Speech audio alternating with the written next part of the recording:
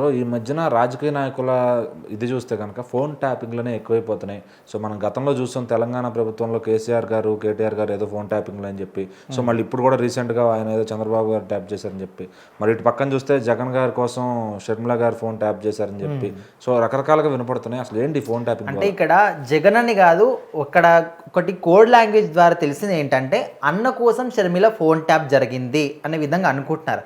అయితే అప్పట్లో తెలంగాణలో అంటే రాజకీయాలు జరిగేటప్పుడు చాలామంది కూడా ఫోన్ ట్యాపింగ్ జరిగింది అని చెప్పేసి చాలా కేసులు పెట్టారు. సో అందులో ఒకరు షర్మిల గారు కూడా ఉన్నారు.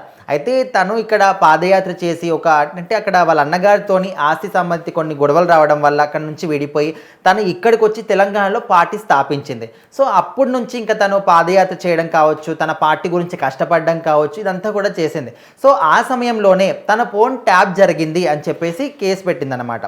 సో అప్పటి నుంచి స్టిల్ ఇంకా ఖచ్చితంగా ఎవరు ఉంటారు ఫోన్ ట్యాపింగ్ చేసే వాళ్ళు, బీఆర్ఎస్ పార్టీకి ప్రత్యర్థులు ఎవరైతే ఉంటారో వాళ్ళే చేస్తారని చెప్పేసి ఇంకా అది అందులో క్లమ్జీ అయిపోయి అందరూ కూడా మర్చిపోయారు.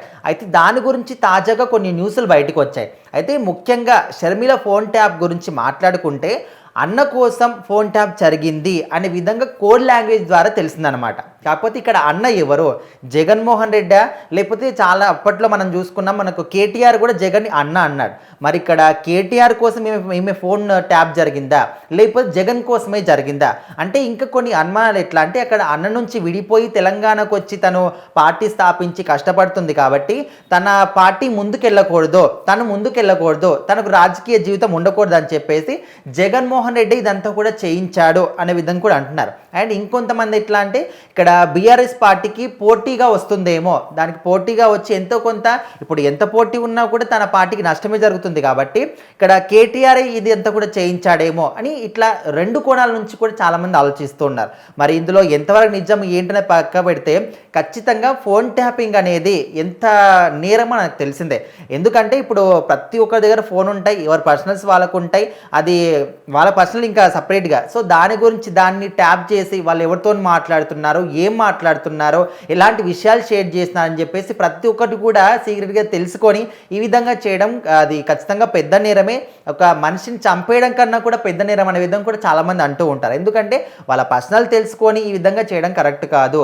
సో మొత్తానికి అన్న కోసం షర్మిల ఫోన్ ట్యాప్ జరిగింది అని లోతుగా దర్యాప్తు చేసి లోతుగా దాని గురించి అంతా కూడా దర్యాప్తు చేస్తే ఒక అంటే కోడ్ లాంగ్వేజ్ రూపంలో బయటకు వస్తుందన్నమాట, అన్న కోసం జరిగింది అని చెప్పేసి. మరి ఆ అన్న ఎవరు అనేది అయితే ఒక మిస్టరీగానే మిగిలిపోయింది. అంటే ఇద్దరే ఉన్నారు, ఒక జగన్మోహన్ రెడ్డి, ఇంకొకరు కేటీఆర్. మరి వీళ్ళిద్దరిలో ఆ అన్న ఎవరు అని కూడా కొంతమంది ఆలోచిస్తారు. ఇంకా దీన్ని కూడా బయటికి తీసుకొచ్చే విధంగా అయితే ఇప్పుడు సిట్ దర్యాప్తు అయితే చేస్తున్నారు. మరి తెలియాల్సి ఉంది ఎవరు అన్న ఎవరు, జగన్మోహన్ రెడ్డా లేకపోతే కేటీఆర్ అని.